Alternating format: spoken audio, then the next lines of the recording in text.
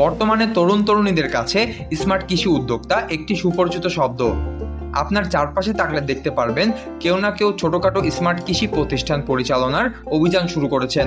তবে দীর্ঘমেয়াদে হাতে গোনা অল্প যে কজন মানুষ এ যাত্রায় সাফল্যের মুখ দেখেছেন, তারা কিভাবে এটি অর্জন করলেন, এর জন্য কি কি কাজে দক্ষতা বা কোন ধরনের আত্মত্যাগ প্রয়োজন। সবচেয়ে গুরুত্বপূর্ণ প্রশ্ন হচ্ছে, এই যাত্রায় যেসব বাধা বিপত্তি আসবে সেগুলো কিভাবে অতিক্রম করা যাবে। যারা ইতিমধ্যে সফল কৃষি উদ্যোক্তা হিসেবে নিজেদেরকে প্রতিষ্ঠিত করেছেন, তাদের মধ্যে একজন রাসেল আহমেদ।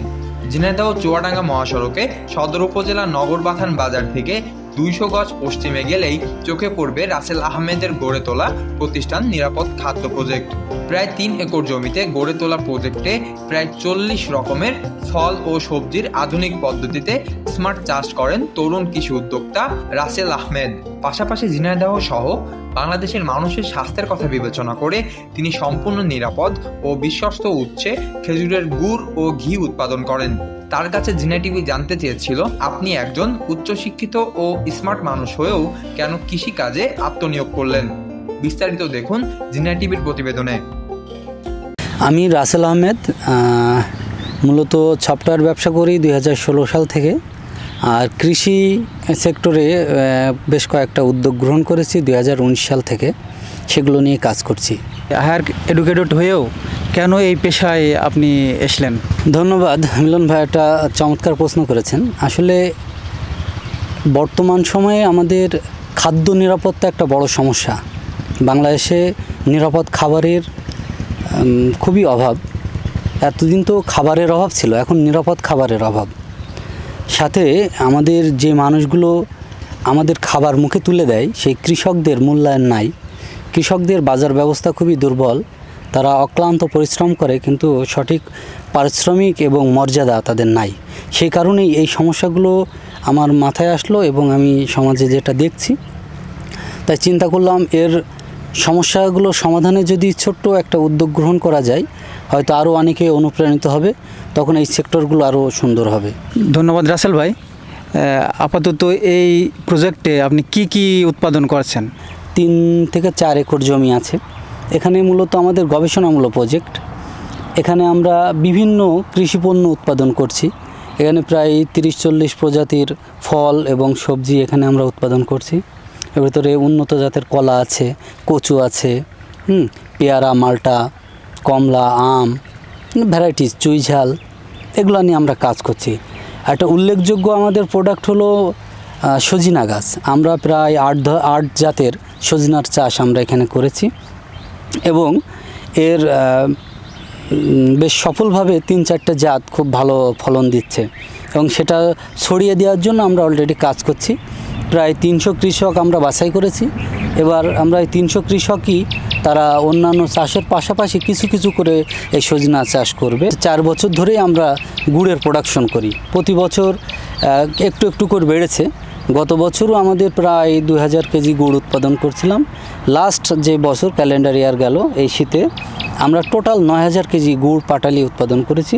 তার ভিতরে আমাদের নিজস্ব ব্যবস্থাপনায় 5000 কেজি গুড় এবং পাটালি, এবং সেটা ডিস্ট্রিবিউট করেছি সারা দেশে। আমাদের উৎপাদিত পণ্যগুলোর খাদ্যমান ঠিক রাখার জন্য বেশ কয়েকজন পুষ্টিবিদের সহযোগিতা নিয়েছি। আমাদের এখানে একজন ডিরেক্টর হিসেবে কাজ করছেন ডক্টর রাজীব। উনি একদম প্রত্যক্ষ পরোক্ষভাবে আমাদের সাথে থেকে টোটাল প্রোডাকশন তদারকি করেন। আরও কয়েকজন পুষ্টিবিদ সহযোগী হিসেবে কাজ করেন। আমরা একদম প্রতিটা বিষয় সেই বিষয়ের বিশেষজ্ঞর সহযোগিতা নিয়ে আমরা উৎপাদন করছি। আশা করছি আমরা ভালো কিছু করতে পারবো এবং আমাদের দেশের কৃষি সেক্টর সবচেয়ে অবহেলিত।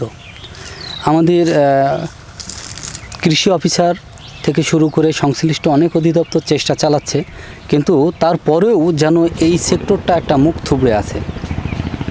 তো আমরা তার একটা ক্ষুদ্র প্রয়াস গ্রহণ করেছি, যেন একটা মডেল তৈরি হয়, যেই মডেল আরও অনেকে ফলো করে হয়তো আপনার দর্শকের ভিতর থেকে অনেকে উদ্বুদ্ধ হবে। অনেক উদ্যোক্তা আছে যারা সঠিক গাইডলাইন জানে না। যেমন আমার গল্প যদি বলতে হয়, আমি আমার জীবনে অন্তত 200-300 ট্রেনিং প্রোগ্রামে অংশগ্রহণ করেছি। একটা প্রতিষ্ঠানের ব্র্যান্ডিং কিভাবে করতে হয়, একটা প্রতিষ্ঠানের মার্কেটিং কিভাবে করতে হয়, প্রোডাকশন কিভাবে করতে হয়, তার কমপ্লায়েন্স কিভাবে মেনটেন করতে হয়, ফাইন্যান্স কিভাবে সংগ্রহ করতে হয়, এখানে উইন উইন সিচুয়েশন ভোক্তা উৎপাদক সবার ভিতরে কিভাবে উইন উইন সিচুয়েশন রাখতে হয় এবং একটা প্রতিষ্ঠানের কাস্টমার কেয়ার কীভাবে কাজ করে, এই টোটাল ইকোসিস্টেমগুলো আমি শিখতে দীর্ঘ সময় ব্যয় করেছি। আমার মনে হয় এই বিজনেস রিলেটেড 100-200 বই পড়া হয়ে গেছে এবং নিয়মিত পড়ার চেষ্টা করি। বিভিন্ন পত্রিকা, তারপরে হলো আপনার প্রতিবেদন, এগুলো আমি প্রতিনিয়ত ফলো করি। আপনি জানেন আমি এখনও প্রায় ডেলি অন্তত 12-14 ঘন্টা পরিশ্রম করে যাই, এবং আমার ভালো লাগে, আনন্দ পাই। আমি একদম কৃষকের সাথেই প্রোডাকশন করি, সাথে থেকে। আবার আমার সেলস টিম যারা সেলসের সাথে আছে তাদের সাথে থেকে সহযোগিতা করি। তো আপনি বলছিলেন আপনার দর্শকদের ভিতরে যে কেউ যদি উদ্যোক্তা থাকে, কারো যদি সহযোগিতা লাগে, কিভাবে আমি তার সহযোগিতা করব কিনা। আমার ব্যক্তিগত হোয়াটসঅ্যাপ নাম্বার আছে 01911139239। তো কোনো উদ্যোক্তা যারা উদ্যোগ গ্রহণ করেছে, মাঝপথে হাবুডুবু খাচ্ছে, হয়তোবা ব্র্যান্ডিং করতে পারছে না, মার্কেটিং করতে পারছে না, প্রোডাকশনের সমস্যা, ফাইন্যান্সের সমস্যা, নানাবিধ সমস্যায় তারা জর্জরিত, তো তারা যদি আমার এই পার্সোনাল হোয়াটসঅ্যাপ নাম্বারে কেউ মেসেজ করে, তাহলে আমি প্রত্যেকেরই সহযোগিতা করব। আমরা এখানে অনেক প্রজাতির আম করেছি, পেয়ারা করেছি, লিচু করেছি, তারপরে জলপাই করেছি। আমরা হলো খেজুরের গুড়, এবার খেজুরের চকলেট আসবে, খেজুর গুড়ের চকলেট বানাবো। আমাদের হলো সরিষার তেল আছে, আমাদের ঘি আছে, আমাদের মধু আছে, বেশ অনেকগুলো প্রজাতির মধু আমরা সংগ্রহ করি, যেমন লিচু ফুল, যেমন সুন্দরবন, তারপর আপনার সরিষা ফুল, তারপর কালো জিরা, ভ্যারাইটিস।